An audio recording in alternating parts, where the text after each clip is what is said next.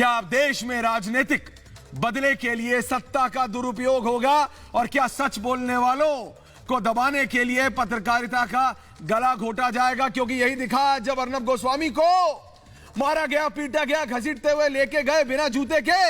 पूछता है भारत, और लोकतंत्र पर इतने बड़े हमले के बावजूद आजादी गैंग आज कहां छुपा बैठा है, चुप क्यों है? पूछता है भारत। और आज सबसे बड़ा सवाल पूछता है भारत में, क्या महाराष्ट्र में ये कांग्रेस की सरकार, ये सोनिया सेना की सरकार ने अघोषित आपातकाल तो लागू नहीं कर दिया? पूछता है भारत।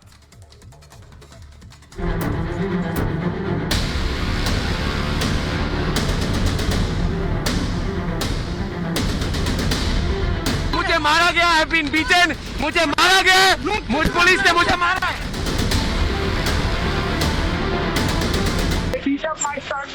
मेरे बेटे को मारा, मेरे बेटे को मारा, मेरे इन-लॉ से मिलने नहीं दिए, इन्होंने मुझे फिजिकली असॉल्ट किया मेरे घर में। जब कलम के सामने बंदूक है, पत्रकार से आतंकी जैसा सलूक है, तो हम कहेंगे यह आपातकाल है।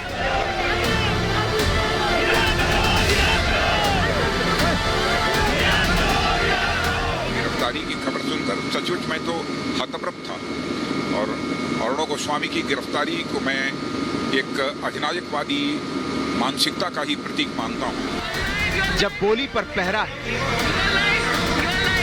जवाबदेही से भागता सत्ता का चेहरा है, तो हम कहेंगे यह आपातकाल है।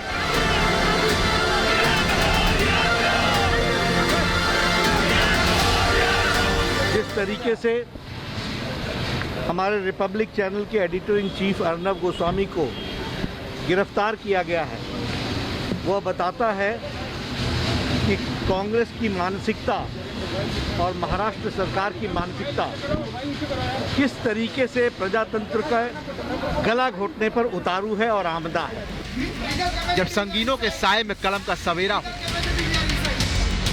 बिना बताए घर को वर्दीधारियों ने घेरा हो,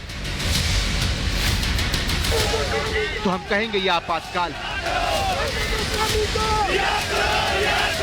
1975 में इसने देश पर इमरजेंसी थोपी थी और आज भी आपने देखा होगा देश के एक बहुत बड़े पत्रकार को केवल अपने स्वयं की तुष्टि के लिए गिरफ्तार करके लोकतंत्र के चौथे स्तंभ पर हमला करने का कार्य कांग्रेस कर रही है।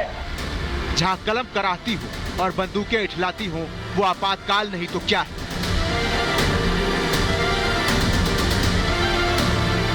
जहां सच बोलने पर गिरफ्तारी हो, अराजकता लोकतंत्र पर भारी हो, तो वो आपातकाल नहीं तो क्या है?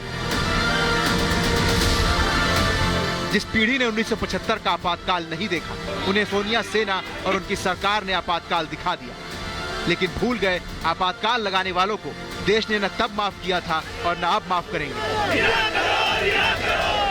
क्या न्याय के लिए लड़ना अर्नब का गुनाह है? पूछता है भारत। यहां पूछता है भारत और शुरुआत कर रहा हूं एक ब्रेकिंग न्यूज के साथ। ब्रेकिंग न्यूज आई है, ये बीजेपी ने उद्धव ठाकरे को घेरा। बीजेपी के नेता ने चिट्ठी लिखी है अर्नब से मारपीट पर। उन्होंने चिट्ठी लिखी है सीधा महाराष्ट्र के मुख्यमंत्री उद्धव ठाकरे और गृह मंत्री को। कहा है कि कार्रवाई करिए उन अफसरों के ऊपर जिन्होंने मारपीट की है। देखिए अर्नब की यह हालत, उनका हाथ पहले से टूटा हुआ है और उसके बाद उसमें क्या किया, हाथापाई की, मारपीट की, खरोच क्या नहीं है। बेल्ट से खींचा, बालों से पकड़ा, कॉलर से पकड़ा, कुछ सोचा नहीं, आओ दिखाना था। यह है मुंबई पुलिस, यह कैसे बर्दाश्त होगा। और अब यह ब्रेकिंग न्यूज आई है कि बीजेपी ने चिट्ठी लिखी है मुख्यमंत्री को और गृह मंत्री को। राम कदम मेरे साथ जुड़ रहे हैं, मैं जा रहा हूं सीधा राम कदम के पास। राम कदम जी, आपने ये चिट्ठी लिखी है, जरा बताइए इसके बारे में। बताइए राम कदम जी, महाराष्ट्र के विधायक हैं, बोलिए राम कदम जी, बोलिए।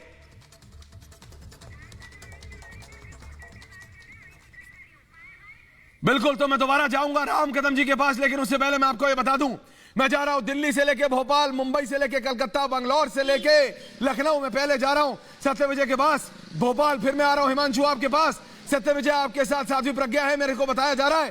सीधा ओवर टू यू, बताइए कैसे बर्दाश्त करेगा भारत इसको? सत्य विजय बोलिए।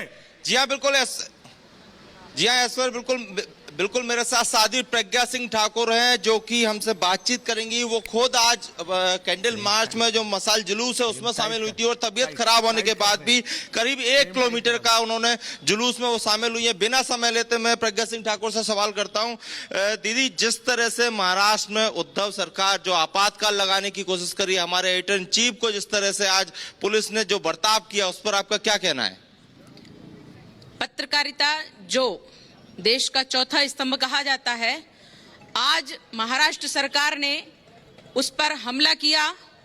महाराष्ट्र सरकार ने अपने पुलिस तंत्र का दुरुपयोग किया, अपने अधिकारों का दुरुपयोग करते हुए जनता के बीच में जो सत्य की आवाज उठाने वाला था उस अर्णव गोस्वामी को गिरफ्तार किया। सिर्फ अर्णव गोस्वामी एक व्यक्ति है, लेकिन आज वो जिसका नेतृत्व करता है, आज वो जिस क्षेत्र में है, जिस तरह से वो समाज के लिए खड़े हैं, जिस तरह से वो सत्य की आवाज उठाते हैं, चाहे साधु संतों की बात हो, चाहे किसी की हत्या की बात हो, भले ही किसी ने एक सुशांत सिंह जिस प्रकार से उनकी हत्या की गई और उसको केस बना दिया आत्महत्या का, ऐसे जो भ्रष्टाचारी पुलिस ऑफिसर हैं उनके पक्ष में खड़े होकर के महाराष्ट्र सरकार ने जिस प्रकार से अपमानित किया है अर्णव गोस्वामी को, जिस प्रकार से पत्रकारिता का अपमान किया है, ये उनको महंगा पड़ेगा। एक सवाल, बस लास्ट सवाल, की क्या सोनिया सेना के इशारे पर इस तरह की कार्रवाई कर रही है महाराष्ट्र सरकार, उद्धव सरकार? क्या बौखलाहट में इस तरह का जो बर्ताव है वो किया जा रहा है?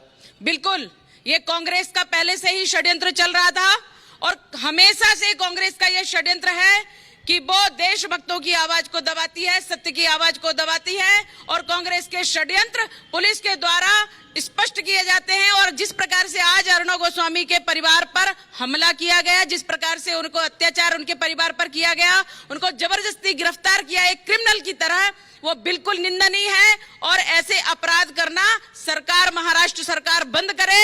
सत्ता लोभ में आकर के जिस प्रकार से उद्धव सरकार ने कांग्रेस का साथ दिया है, मुझे लगता है इससे बड़ा अधर्म और कुछ नहीं हो सकता। मैं सिर्फ इतना कहना चाहती हूँ कि अर्णव गोस्वामी, जिस प्रकार से आप सत्य की आवाज उठाते हैं, आप सदैव अपने मनोबल को बनाए रखिए। भारतीय जनता पार्टी आपके साथ है, देश का हर देशभक्त आपके साथ है। बिल्कुल सत्य विजय, दोबारा आऊंगा मैं आपके पास। पसंद करता है, बिल्कुल सत्य विजय, साध्वी प्रज्ञा है।